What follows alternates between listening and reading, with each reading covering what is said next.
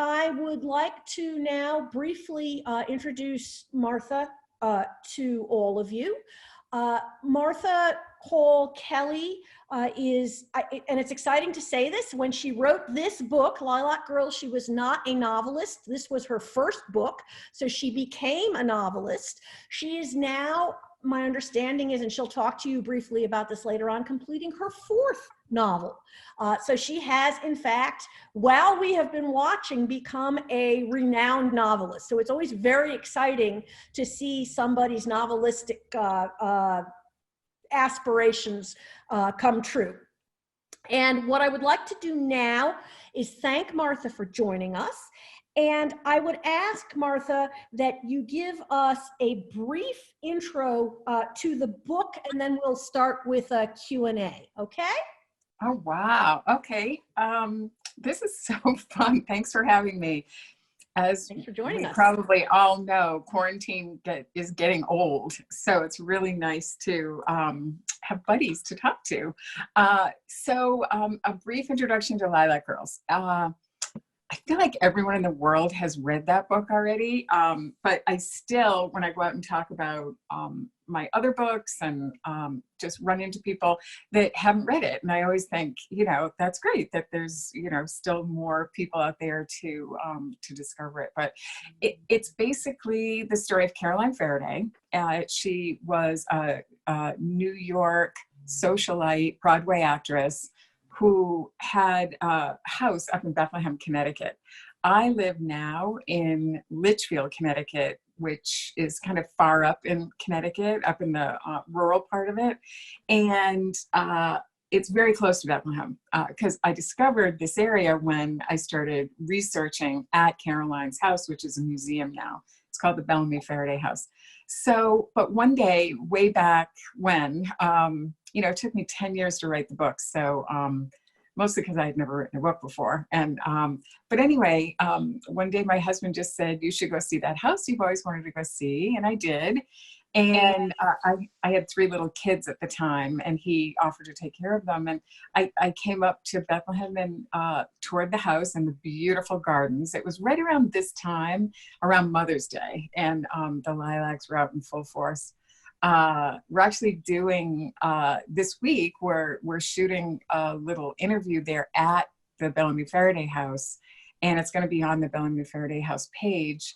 So that everybody can see the lilacs in there, you know, since we can't have events right now because of COVID, but it's really fun that we're going to do a little event there to show the lilacs and just chat. That's next week. But anyway, I went up there to see the lilacs and came away after seeing a photograph on Caroline's desk during the tour. I was the only person on the tour that day.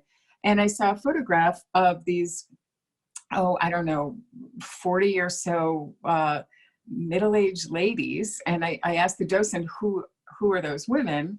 And she said, oh, those are the rabbits. They were Polish Catholic women who were experimented on at Ravensbruck concentration camp, Hitler's only all-female concentration camp.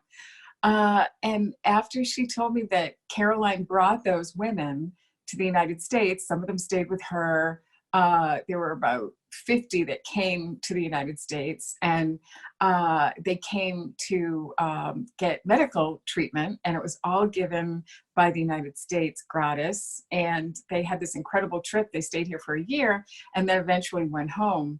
Once I heard that, I just couldn't get it out of my head. I kept thinking about Caroline and what a hero she was. And I don't know, that's how it all started. And that sent me on this crazy scavenger hunt, in a way, across the world, really. I went to France and Germany and Poland because I felt like I had to see Ravensbruck for myself, and I had to see Poland, where these women were from. And once I saw Ravensbruck, it really catapulted me into this whole other world of just research. And my kids were towards the end of it, when I actually started writing the book, they were kind of out of the nest. So you know, I think I had this kind of hole in my life, and when I came along to Caroline's house and discovered that story, it kind of filled that hole. So I'm glad it did. Very nice. So I guess what I would like, I guess it's a kind of a two-part question. And I asked this as a historian, so a novel wouldn't occur to me. So why a novel? And if a novel, why a novel that's based on a mix of fictional and non-fictional characters? Why not have your three main characters all be actual people who lived? In other words, how did you make those choices? Well, the first question, why did I write it as a novel? I never even considered, well, just briefly, I guess, but I wanted to tell the story, but I had an advertising background. I'd only written print ads and TV commercials. So I knew that there wasn't enough there. Even when I went down into the archives, I could tell that, Caroline wrote a lot of letters, and there are a lot of letters down there from her Civil War ancestors, but her own story, there just isn't that much information about her. So it's not like she had a diary. She had started a memoir, which was super helpful.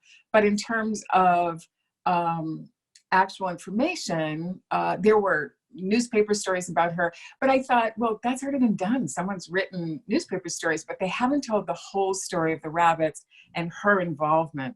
And I just didn't think that there was enough there. And as I got going, I realized I would just have more fun telling the story from a fictional point of view. And I had met an editor, a book editor, and she had told me, she had encouraged me to write it and said, all I need is a chapter. This would make a great novel.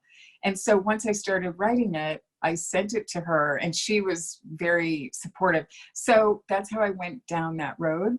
And in terms of the three different point of view characters, Herta was a real person. Caroline obviously was a real person. And I didn't want to just choose one of the rabbits to write about, just because there were a lot of them, and many of them wrote their own little memoirs. And so I had so many different things I wanted to include from all of them. So I didn't really feel like I could just choose one. And I also didn't think that was fair, because I really wanted to represent all of them, because they all deserved to have their stories told. There was one woman named Nina Vanska, and she had a sister who was a doctor that I based Susana on. And I kind of mostly based it on those sisters. But she didn't come to the United States with the rabbits. She came separately to visit Caroline, because she was good friends with Caroline. So in that way, I would have, if I based it on Nina, she never came to the US with the rest of the group. So I had to fictionalize that anyway. So I thought, why don't I make a composite character? And I was really happy with the way she turned out. Okay. Would you elaborate a little bit about Herta Oberhäuser? So the third character is an actual doctor, a female doctor who comes to Ravensbruck and is integral to the experimentation on these Polish women, on the rabbits. But it's interesting, when you read the book, what you realize is it's not really until maybe 2/3 of the way in that you make her a really somewhat unsympathetic character. Before that, you're building up who she is and what makes her who she is and where she comes from. And on some level, at least I found when I was reading it, that until the dam kind of breaks at Ravensbruck, I was feeling sorry for her, and I was making kind of excuses in my mind for what she did and how she did the things that she did. So could you talk about that a little bit? Absolutely. I started out, in order to get a book published, you need an agent. And when I was querying agents, I had this wonderful agent whose name is Alexander Machinist, and she got back to me and said, I'd love to represent you, but I need you to rewrite the character of Herta if I'm going to represent you. And she said, my grandparents were Holocaust survivors, and since I was 14 years old, I've read every Nazi memoir trying to figure out why did they do this to the Jews? And she said, your women in this story aren't Jewish, they're Catholic, but Hitler did it to them too. Why? Show me through the Herta character and make her real.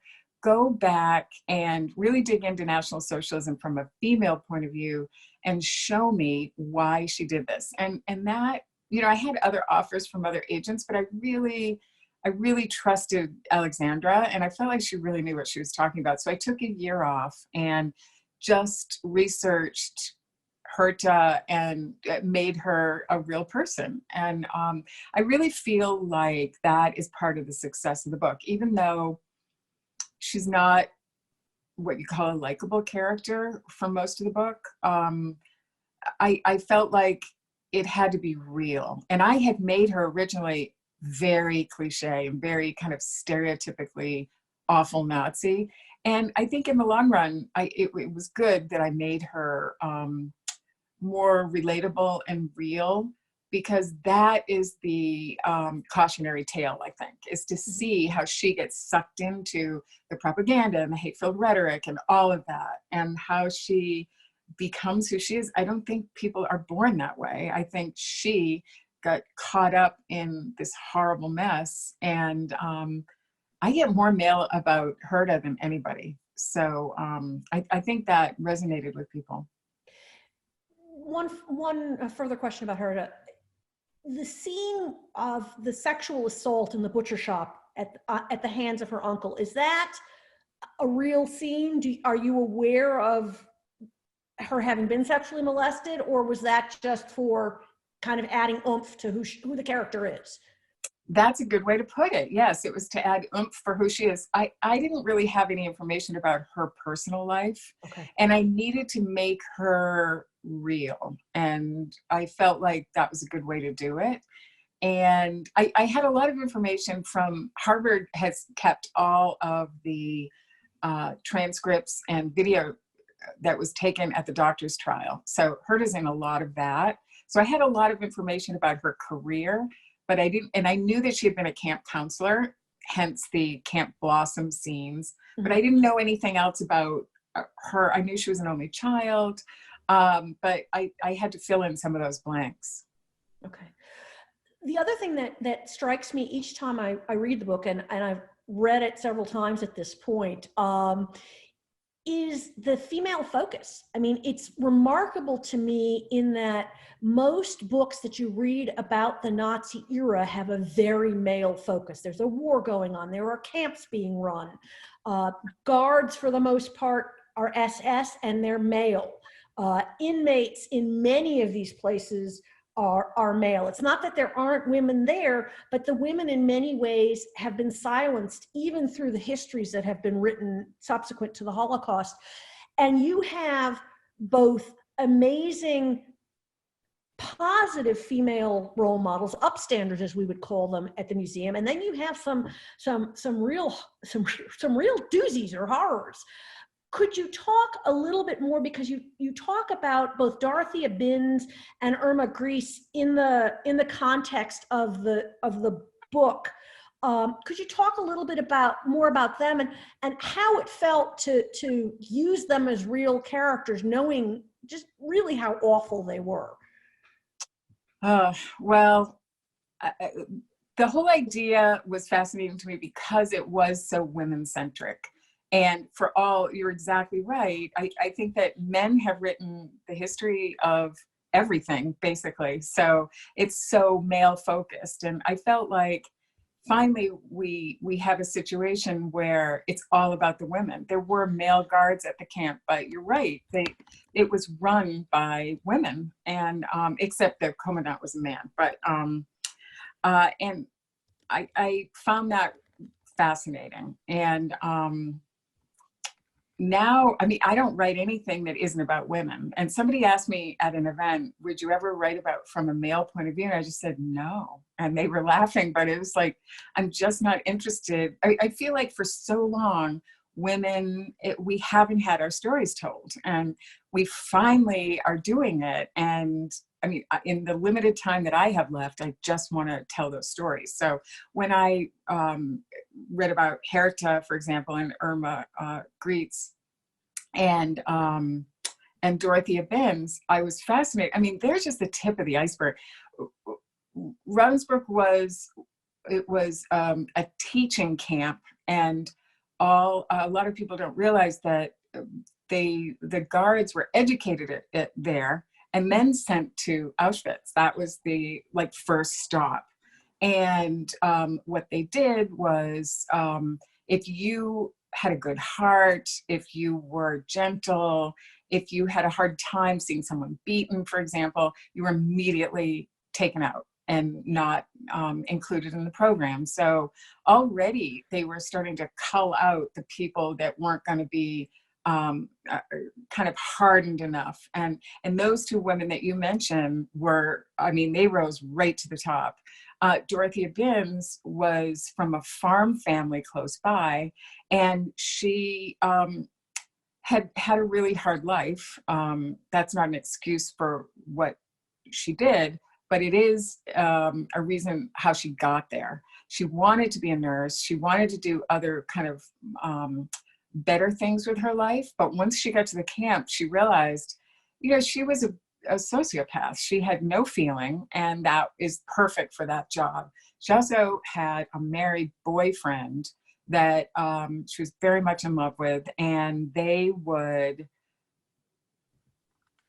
kiss and do things in front of the prisoners to make them uncomfortable, and all the prisoners talked about it. And she was just horrifically violent with the prisoners. They all talked about it. And then afterwards, there was a Ravensberg trial. Herta was not at that trial. They took her out, she and Gebhardt and Fritz Fischer, and took them to a separate trial called the doctor's trial. But at the Ravensberg trial, she was one of the first people hung, because the witnesses that came forward just told these really, stomach turning tales of her beating people and killing them. And so she and Irma was her pupil. And Irma, they called the beautiful beastess, because she was very, very pretty. But unfortunately, she followed in Dorothea's footsteps, and she was executed as well. That one always pulls me up sharp, because Binns was 27 when she was executed. Grease was 22 years old.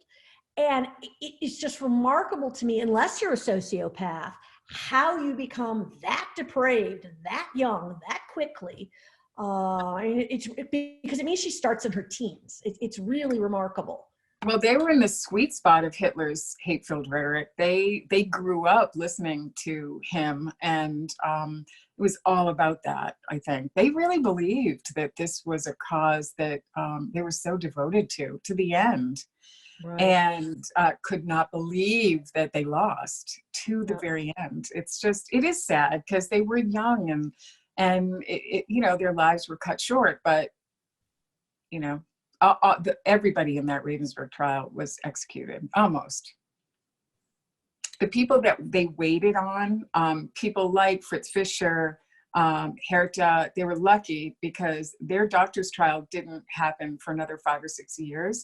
And by then, the Americans had started making deals for German scientists. And so they were very lucky. Gebhardt was executed, and so was Fritz Sören, the second commandant. He tried to hide in Munich at a beer hall as like a beer worker, but they found him, and he had a whole bag of gold with him. He was disgusting. They're all gross. Assuming that would be tooth gold? Yes. How nice. Yes. Yeah. Okay. I know.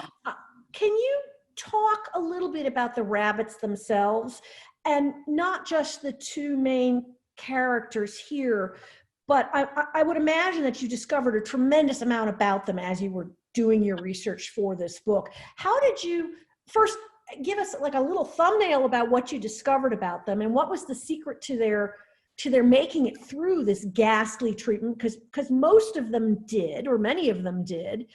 And was there a genuine camaraderie with them after all of this, or is that artistic license? Oh my God, no. I mean, everything in there that's historical is true. So, especially at the camp, around the camp.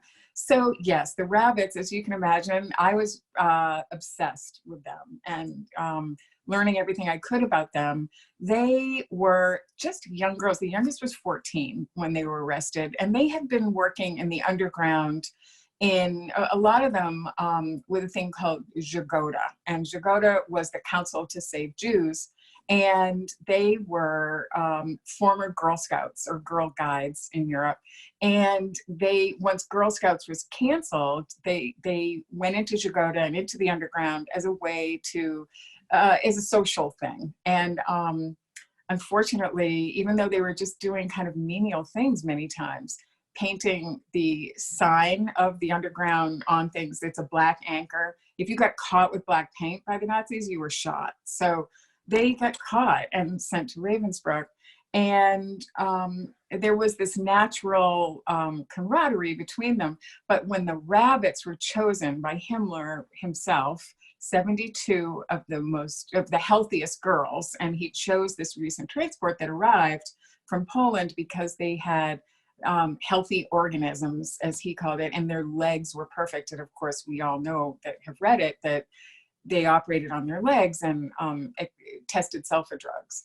So in the camp, the Polish people in general were the second largest group of people there. The first was German, because this was a camp originally that had been a Jugendlande for wayward girls in Germany. You know, if you didn't do the German salute or any number of petty things in Germany, and you were a woman, you were sent to Ravensbruck. That's the, you know, we always hear about that, but that's where you went because it was an hour north of Berlin. So there were a lot of Germans there, a lot of political German prisoners, but also prostitutes. They called them asocial prisoners. But then the next group was Polish, because the Poles were the first ones in the war that were taken. So there were tons of Poles there, and then French in terms of nationality came last. There were many Jewish prisoners, but they came and went at different times. Towards the end, there were hundreds and hundreds of Jewish prisoners, because as Auschwitz was evacuated, they weren't allowed to kill any prisoners. They just had to bring them west, and Ravensbruck was on the way. So in the camp, all of that is true, that the lights go out and they help the rabbits, and because everyone in the camp was so, it's so interesting versus a male camp. The women, with the children that were there were quite a few children and infants. They were so maternal with them, and they felt that way about the rabbits, because, you know, you have 14, 16-year-old girls that have had these horrific experiments done to them, and they can't walk, and the Nazis are coming with machine guns to try and kill them. The whole camp gathered together and tried to save them. So, and they were really successful. So I think that there was an incredible love in the camp between the girls, and they had their faith. You know, of course, they weren't allowed to have any, you know, religious celebrations or anything, but they did anyway. And so that got them through. But it was surprising. Some of the people that were so strong going into the camp were not the ones that ended up surviving. And a lot of the women remarked on that it was surprising who actually did survive. So at the 75th anniversary of the camp, or the 70th anniversary, I brought a friend of mine. I had already been to Ravensbruck once, but I went back again with my friend Stacey Fitzgerald, who wanted to do a documentary about these women, and she's doing it. It's called Saving the Rabbits, and a lot of it is shot already. We went over there, and she interviewed these women, and I got to listen, and it really was one of the happiest moments of my life, because I had been, I can't meet Caroline. She had passed away already when I discovered it, but there were two of the rabbits there at the 70th anniversary, and one was named Stasha. Unfortunately, she's passed away now, and the other Wanda. And I get to talk to them through a translator, and it was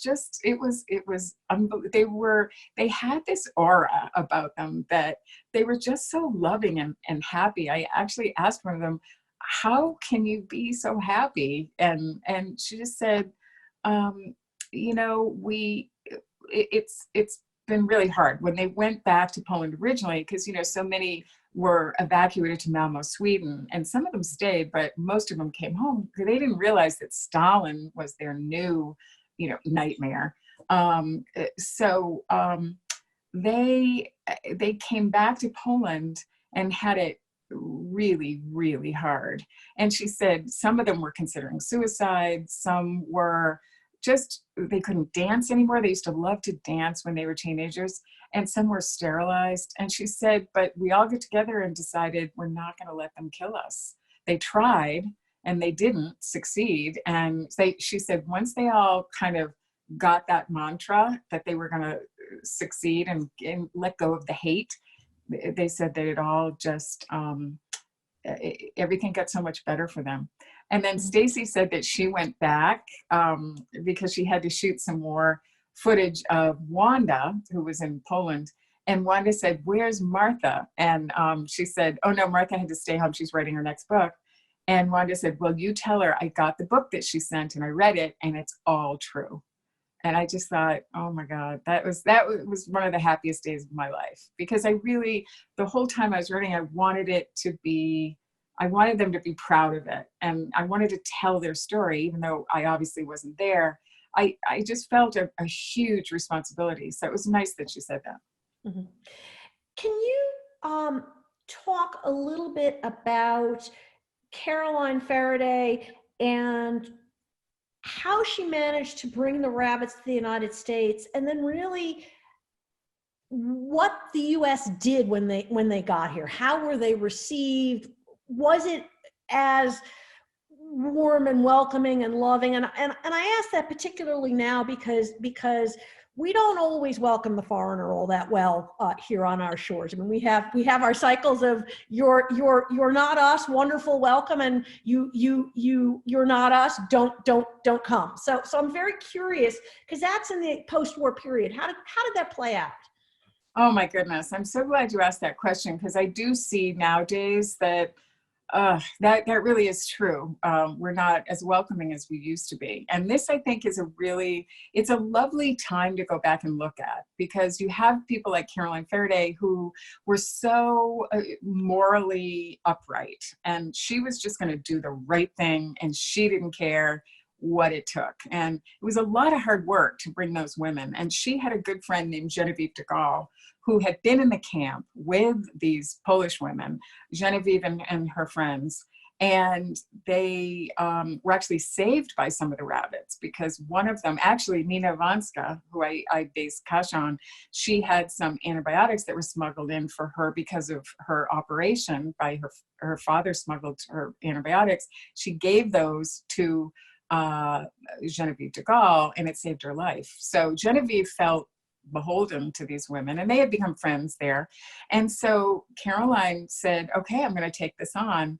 It was hard. She and Norman Cousins, who was the editor of the Saturday Review at the time, he was a wonderful guy. Somebody should, do a profile on him. He was amazing.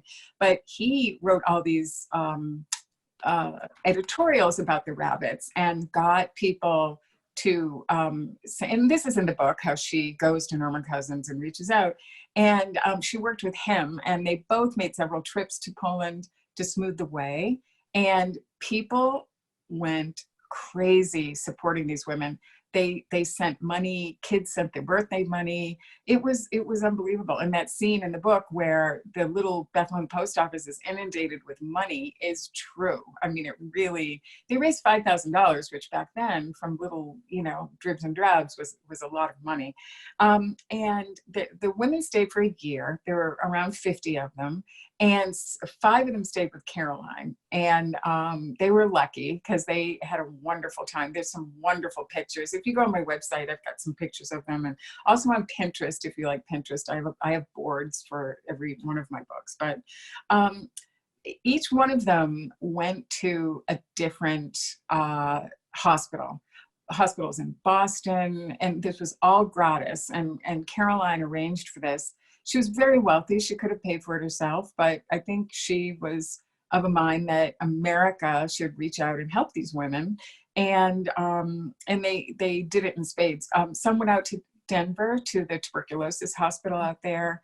I think that was a Jewish hospital at the time. I actually spoke at something in Florida about that. And that was amazing. And so all the women scattered and went to different places across the United States and were hosted by families. I think also Dallas played a big part in that, because they had a fashion show at Neiman Marcus on their way back. Somebody told me about that when I was in Dallas, and I've been trying to find them they told me they had pictures, but I never saw them. But anyway, so at the end of this period, they all got reunited in San Francisco, and they went to Knott's Berry Farm, and I don't know, I don't think Disney World was there yet, but they traveled around, they saw Hollywood. And I know that because one of the rabbits that I met said that the greatest regret of her life was she went to Hollywood and she wanted to be a movie star and an actress, and she couldn't. She had to go back to Poland, and she cried the whole way. So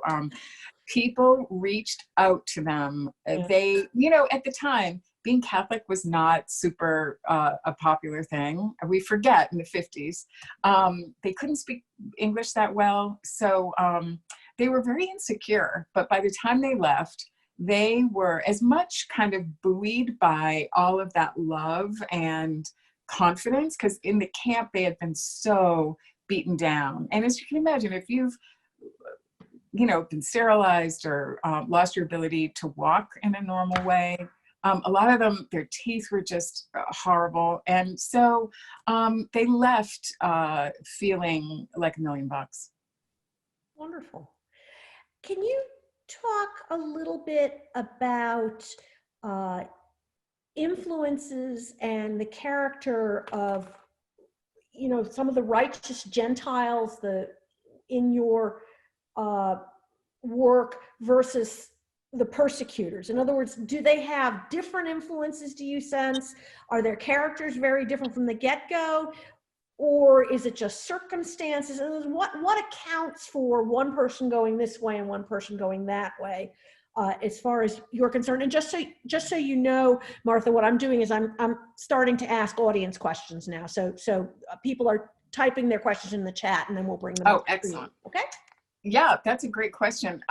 Obviously, I think Caroline and Herta are kind of, the two polar opposites. Caroline, I just finished a book about her ancestors, that the Wolseley women, and Caroline talked about them all the time. They were staunch abolitionists, women very strong women, and they had a love for humanity, and they felt like they were very wealthy women. Mr. Wolseley was a dry goods merchant, Caroline's great grandfather. And they felt obligated to give back and help people. That their life's work was to help other people. So that came down to Caroline's mother, and then to Caroline. So she had this, instilled in her from an early age, just this need to do things for other people, and she felt an obligation. And when you look at her contrasted to Herta, that's why I loved writing about them both at the same time.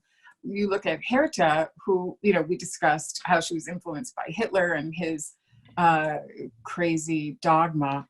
She didn't have any of that. She grew up in a household with a very sick father. He had cancer. The mother was the dominant person in the household, and she was just avid Nazi. Her whole life was Nazism, and I think that's why Herta ended up the way that she did. And it was all about caring for her family and not for other people necessarily, but they were very poor. And so, you contrast Caroline, who was very wealthy, but had been taught to give back, versus Herta, very poor and taught to take everything for herself. I think that was the difference. I guess I feel just because we deal with the whole concept of upstander, I feel obligated to say that just because you're very poor doesn't mean you go Herta's route any more than being very wealthy means you go Caroline's route. In other words, that was how the two of them went. I don't want people to take from this that you know, poverty means that road and wealth I means just that mean road. in Yeah, no, I her understand. in her specific instance, because she had I think it was the perfect storm for her in a way. She grew up at just the right kind of perfect storm of terrible Nazi propaganda, but Mhm. also her father was very sick. So they lived in a basement that had water on the floor, and it was Yeah. very, you know, she had a chip on her shoulder because of that for sure. Yeah. And while some people in that situation would have gone the kind route and done good things, she, and especially as a doctor, you know, she took an oath. And that was a big part of why I was so fascinated with her. Why would you operate on other women, especially? But you know, to her, the whole what Hitler said went, and she, you know, doctors. I did a lot of research on the medical profession in Germany at the time, and doctors tend to be more rules oriented. Um, uh, and so I think it just took her down a really, really bad path. And yes, there are some poor people in the book that I look at Kasha. I mean, Mhm. Kasha's family was not wealthy, but um, they they did things for other people, and you know, she almost gave her life. A lot of those rabbits gave their lives for working with Jagoda and working in the underground to help other people. You know, you were mentioning the righteous before. I mean, they it's such an interesting story, the whole Jagoda story. So they dedicated their lives to that, and versus somebody like Herta, who should have been as a medical professional, and she just took the bad path. Yeah. Uh, one of the book club members wants to know if you can talk a little bit more about Caroline and Paul and just the amazing relationship that the two of them had. And is it accurate? Is Paul a real person? Is he a composite of people? Who is he, and how does that fit in? Well, it's really interesting. Everybody always wants to know that. And I almost didn't give Caroline a romantic interest. And I'm glad I did. But I wanted it to be real. And I not only was very dedicated to telling the story of the rabbits, but I wanted to stay true to Caroline's real story too. And in her letters, I couldn't find anything about a man friend. And so I just was not going to write about that. And then my editor at the time, who the same one that was, her name is Betty Sargent. She's a wonderful editor. And she was encouraging me, and she kept saying, I love this book, but you have to give Caroline, you know, some sort of romantic interest. She's just like this dried up old, you know, person. And I kept saying, no, I can't do that. But then, and at the time I was kind of, I don't want to say stalking, but trying to get in touch with Caroline's French maid. And this woman that still lived on, there's a compound of sorts at the Bellamy Faraday house. There's a guest house across Munger Lane.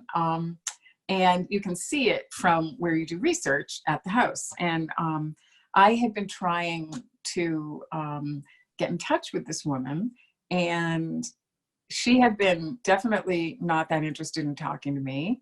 And I knew she was in Europe. She's French. And I saw her come home and her car pull in. And believe it or not, cell phones were relatively new at that point. And I saw her come home, and I called her, and she made the mistake of picking up. And I said, I saw you come home and I'm here. Can I come over? And she was like, okay. So I ran across the field. It was April and it was freezing.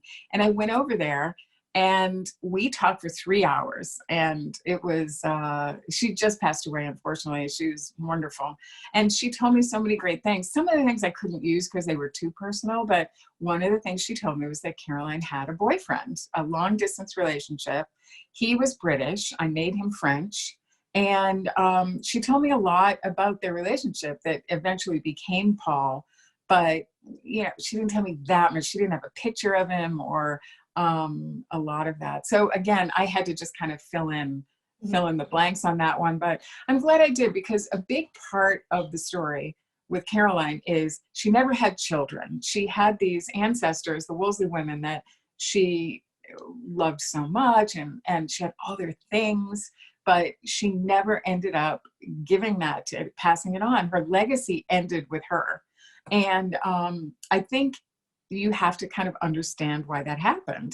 So for that reason, I feel like I'm glad that I put her, love life in there. Okay. Another question from one of the book club members.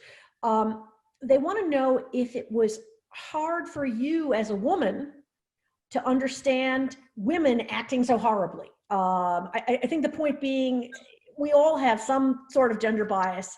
I look at men and I read about something horrible and I say, yeah, and I don't have the same difficulty, I think, that I have when a woman does it. And I know that makes me gender biased toward my own gender, but it is what it is. So was this difficult for you? You mean specifically that women were doing it? Women acting horribly, yeah. You know, to me, that, at first I was curious about Herta, because I wondered, how could you do that to these young girls? You're a doctor. But I think that was more as a medical professional. But I have to be honest, at the time it was like a woman thing.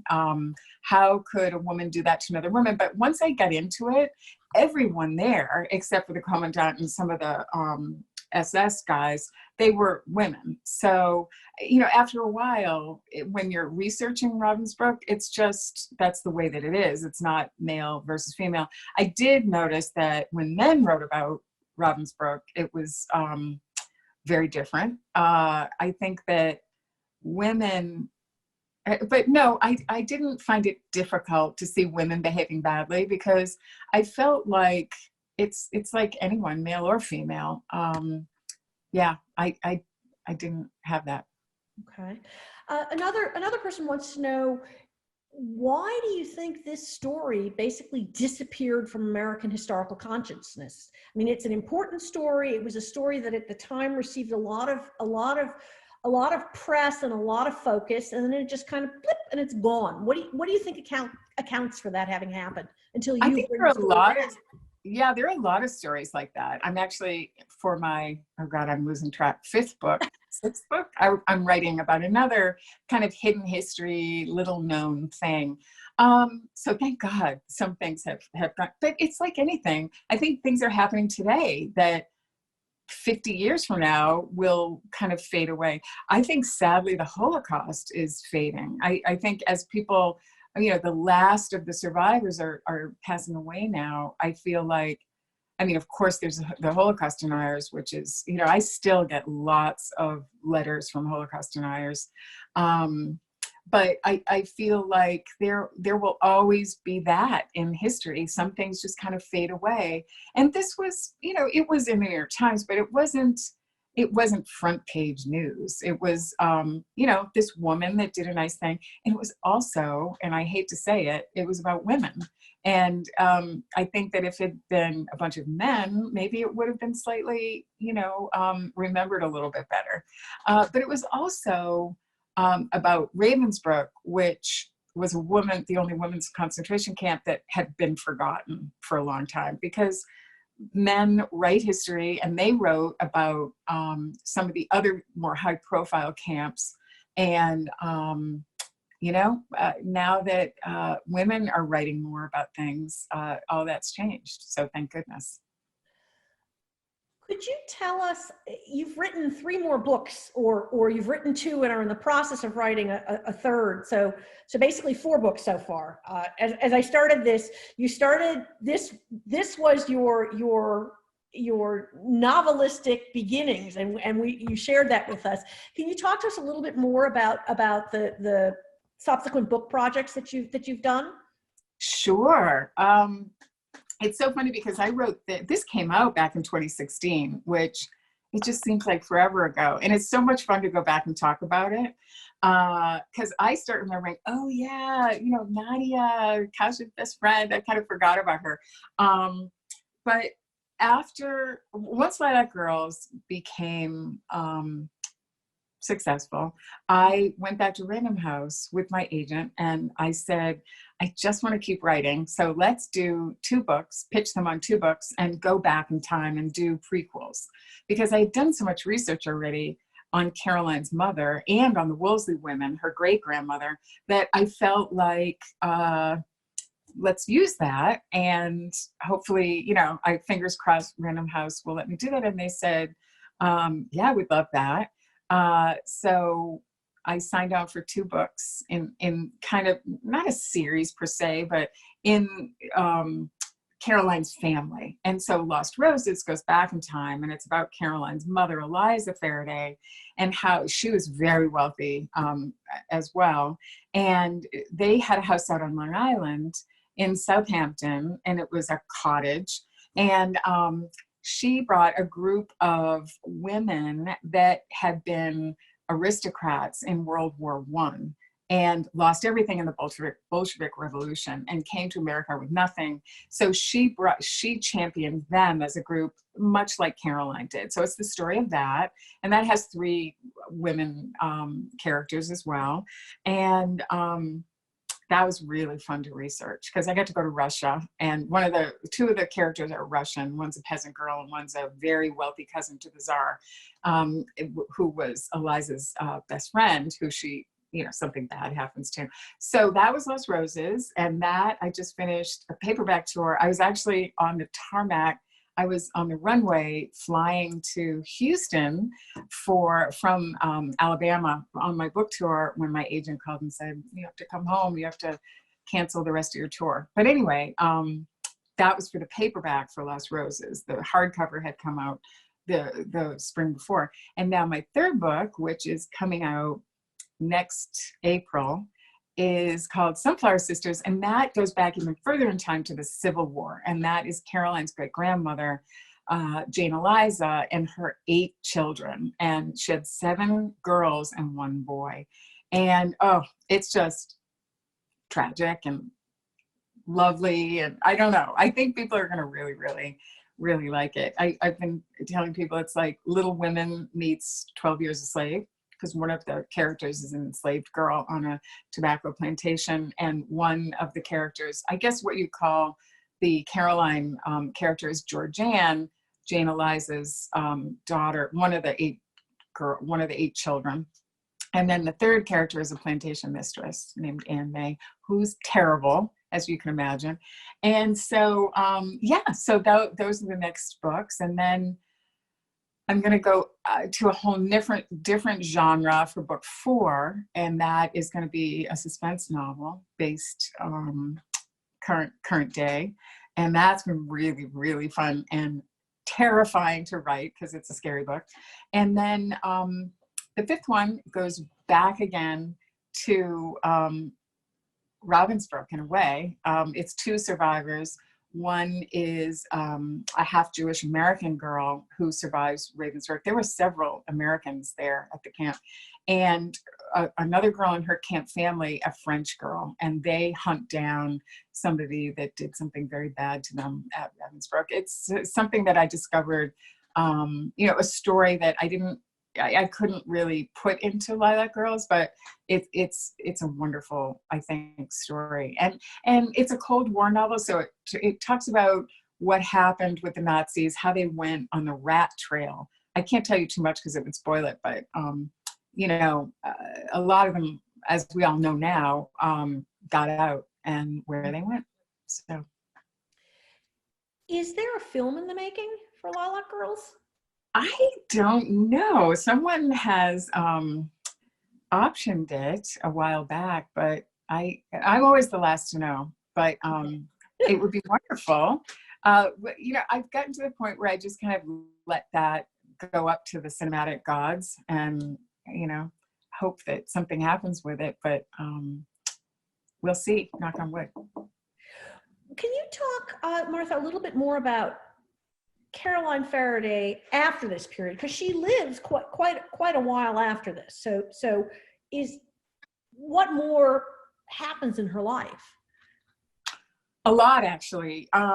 She lived out her life. She lived in New York, but only in the winter, and then went up to Bethlehem, very close to here, in the summer, and her garden was everything to her. So she spent a lot of time in her garden. She also traveled with her mother quite a bit. They went to Scotland and Europe and all over the place. And a lot of times they would come back with all sorts of plants. So if you go to the Bellamy Faraday house, it's really fun to go around and look at some of the plants that they brought back. They brought back a weeping willow from the grave of Napoleon, and it's there on the property. So that's pretty cool. But she was always so interested in all sorts of things. So she was going back to France. They had an apartment in Paris, and she had very good friends there. She spoke beautiful French, and she just really enjoyed her life. In her letters, she talks a lot about the wallpaper at her house. She talks back and forth with a lot of the rabbits.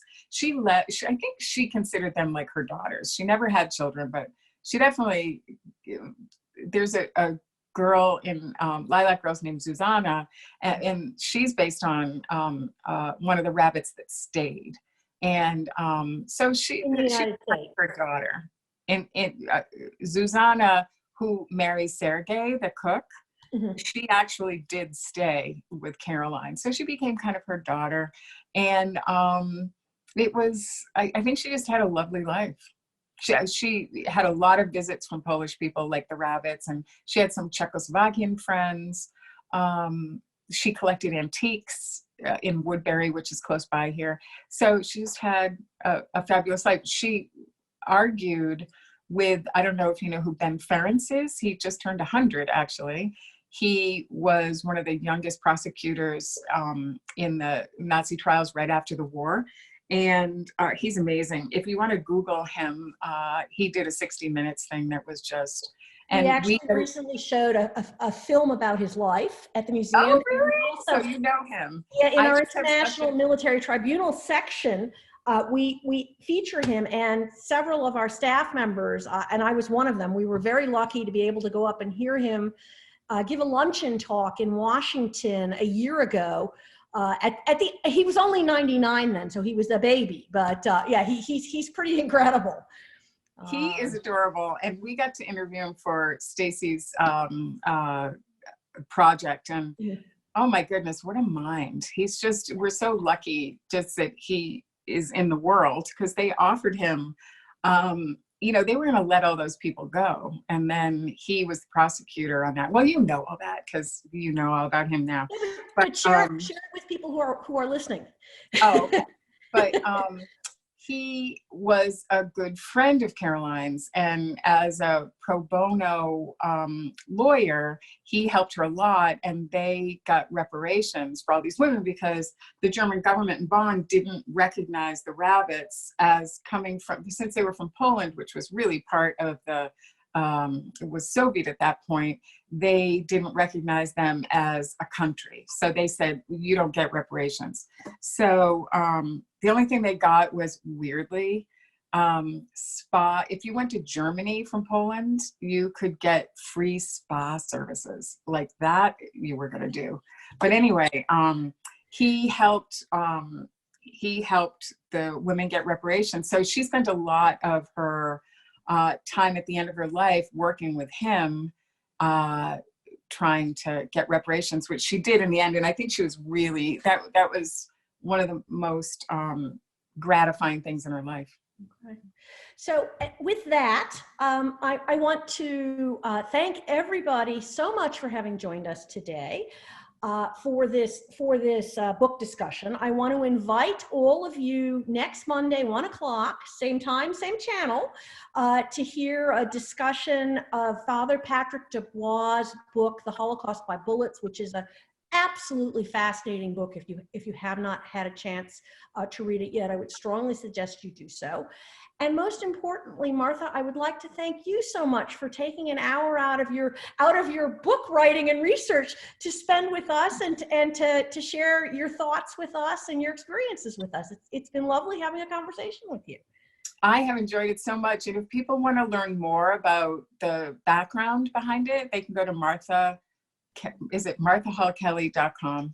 And I have my blog is full of info about all of this. Wonderful. Thank you so much. And thank you everybody for joining us. Bye guys. Bye.